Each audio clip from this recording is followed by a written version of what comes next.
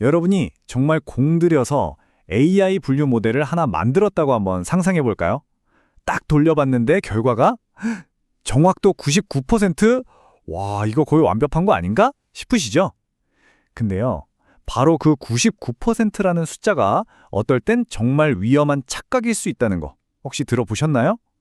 오늘 이 시간에는 바로 그 숫자에 숨겨진 진실을 한번 제대로 파헤쳐 보겠습니다. 네, 오늘 우리가 살펴볼 내용입니다. 먼저 가장 익숙한 정확도라는 게 왜 문제가 될 수 있는지부터 시작해서요. 모델의 속을 훤히 들여다볼 수 있는 정오 분류표를 같이 읽어볼 겁니다. 그리고 나서는 민감도와 특이도, 이 둘의 미묘한 줄다리기를 살펴보고 마지막에는 이 모든 걸 비즈니스의 언어, 바로 비용과 연결해서 어떤 모델이 진짜 좋은 모델인지 가려내는 법까지 알아볼게요. 그럼 첫 번째 주제부터 바로 들어가 보죠. 모든 오해의 시작점, 바로 정확도의 문제점입니다. 이게 참 옳다고 믿었던 숫자가 실제로는 우리를 완전히 다른 길로 이끌 수 있거든요. 99% 정확도라 정말 꿈의 숫자처럼 들리잖아요. 근데 만약에요, 이 모델이 아주 희귀한 암을 진단하는 모델이라면 어떨까요? 아니면 신용카드 사기를 잡아내는 모델이라면요. 놀랍게도 이 99%라는 숫자는 어떨 땐 정말 아무 쓸모가 없거나 심지어는 위험하기까지 합니다. 왜 그런지 바로 다음 예시를 보시면 아 하고 무릎을 탁 치실 겁니다. 이 상황을 시소라고 한번 생각해 보세요. 한쪽에는 건강한 사람이 99명이나 타서 묵직하게 내려가 있고요. 반대쪽 끝에는 환자, 딱 한 명이 아슬아슬하게 올라가 있는 거죠. 이런 상황에서 모델이 그냥 전부 건강합니다라고만 해버려도 어때요?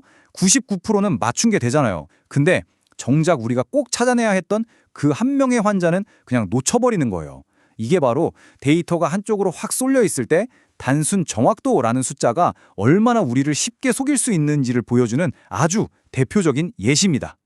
네, 바로 이겁니다. 그냥 틀렸다가 중요한 게 아니라 어떻게 틀렸는지를 알아야 해요. 진짜 중요한 환자를 놓치는 실수랑 덜 중요한 이메일을 잘못 분류하는 실수는 그 무게가 완전히 다르잖아요. 그러니까 이런 다양한 종류의 실수를 우리가 제대로 구분하고 이해하려면 정확도보다 훨씬 더 정교한 도구가 필요하다는 거죠. 그래서 이제 우리는 99%라는 그 단 하나의 숫자에서 벗어날 겁니다.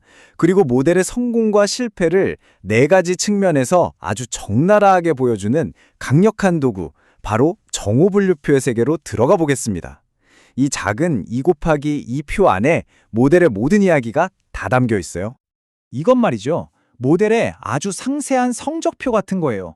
그냥 평균 90점 이렇게 뭉뚱그려 말하는 게 아니라 수학은 만점인데 영어는 아슬아슬했다처럼 정확히 알려주는 거죠. 우리 모델이 뭘 잘 맞췄고 또 어떤 종류의 실수를 했는지 한눈에 파악하게 해줍니다. 자, 이 표를 보시면 아주 간단합니다. 모델의 예측 결과는 딱 네 가지로 나뉘어요. 모델이 yes라고 예측했는데 실제도 yes인 경우, 그러니까 정답을 맞힌 경우가 있고요. 반대로 모델은 yes라고 했는데 실제는 no인 경우, 말 그대로 헛수고한 경우도 있죠. 이제 각 칸이 정확히 뭘 의미하는지 하나씩 뜯어보겠습니다. 첫 번째, true positive, 우리말로는 진양성입니다. 이건 진짜 양성을 정확하게 양성이라고 찾아낸 가장 기분 좋은 성공이죠. 우리가 찾으려고 했던 바로 그 대상을 정확히 골라낸 거예요. 마케팅 캠페인에 반응할 진짜 고객을 딱 집어내서 광고를 보낸 그런 상황입니다. 다음은 true negative, 진음성입니다. 이것도 아주 중요한 성공이에요. 반응하지 않을 고객을 반응 안 할 사람이라고 정확하게 판단한 거니까요. 덕분에 우리는 불필요한 마케팅 비용이나 노력을 아낄 수 있었겠죠? 이건 하지 말아야 할 일을 정확히 걸러낸 아주 현명한 성공이라고 할 수 있습니다. 자, 이제부터는 실수에 대한 이야기입니다. false positive, 가짜 양성인데요. 모델은 이거다 하고 긍정으로 예측했는데 실제로는 아니었던 경우예요. 한마디로 헛다리 짚은 실수죠. 이 실수에는 아주 명확한 비용이 따라붙습니다. 물건을 사지도 않을 고객한테 마케팅 비용을 그냥 쓴 셈이니까요. 그리고 이건 어쩌면 가장 무서운 실수일 수 있습니다. 바로 false negative, 가짜 음성입니다. 모델이 이건 아니야 라고 예측했는데 알고 보니 진짜였던 경우. 그야말로 땅을 치고 후회할 기회를 놓친 거죠. 이 오류의 비용은 당장 눈에 보이지 않아서 더 위험해요. 우리 고객이 될 수도 있었던 소중한 사람을 그냥 지나쳐버린 거니까요. 자, 이렇게 네 가지 결과를 다 이해하고 나니까 우리는 이제 훨씬 더 흥미로운 질문을 던질 수 있게 됐어요. 진짜 고객을 몇 명 놓치더라도 가짜 음성, 엉뚱한 사람한테 광고하는 가짜 양성, 실수는 절대 하지 말아야 하나? 아니면 그 반대인가? 이 두 가지 실수 사이의 미묘한 줄다리를 이해하는 것, 이게 바로 분류모델 평가의 진짜 핵심입니다. 여기서 나오는 개념이 바로 민감도와 특이도입니다. 민감도는요, 한 명의 잠재 고객이라도 놓칠세라 그물을 아주 넓게 치는 거라고 생각하시면 돼요. 약간 불필요한 대상이 같이 잡히더라도 말이죠. 반면에 특이도는 확실한 타겟층에만 정밀하게 조준사격해서 마케팅 비용 낭비를 최소화하는 것에 가깝습니다. 근데 문제는 뭐냐?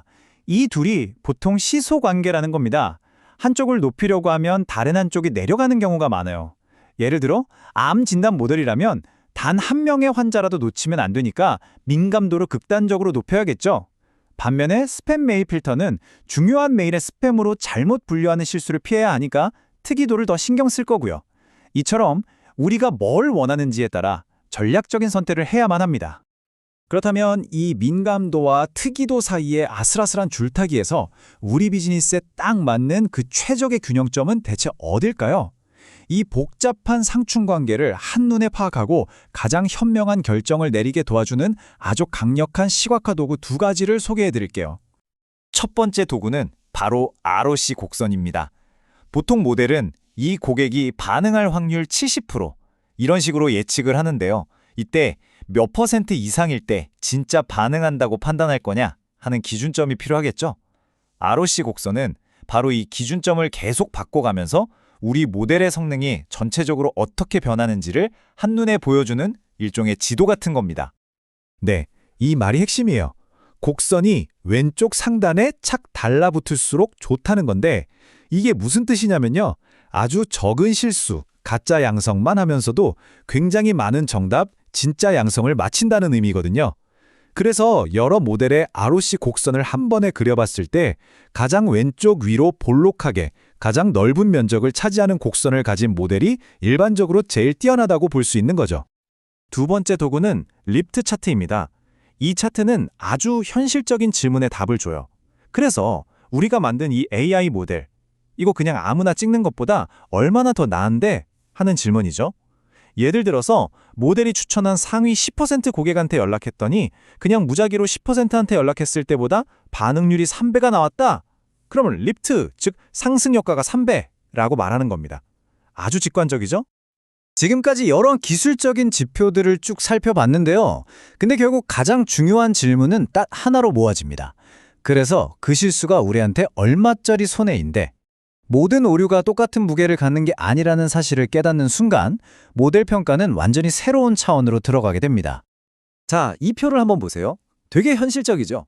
우리가 고객한테 마케팅을 했는데 반응이 없었어요.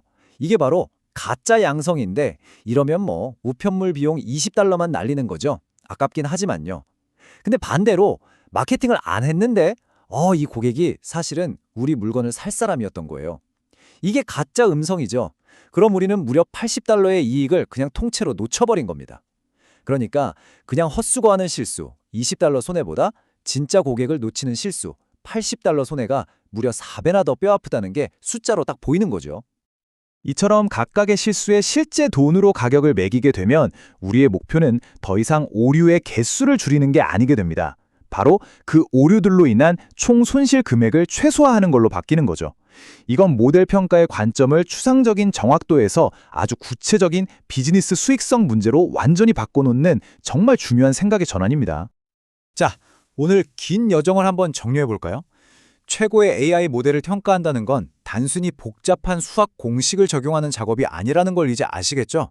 오히려 우리 비즈니스에서 어떤 실수가 더 치명적인지, 어떤 기회를 절대 놓치면 안 되는지를 깊이 이해하고 그에 맞춰서 가장 현명한 전략적 선택을 하는 과정에 가깝습니다.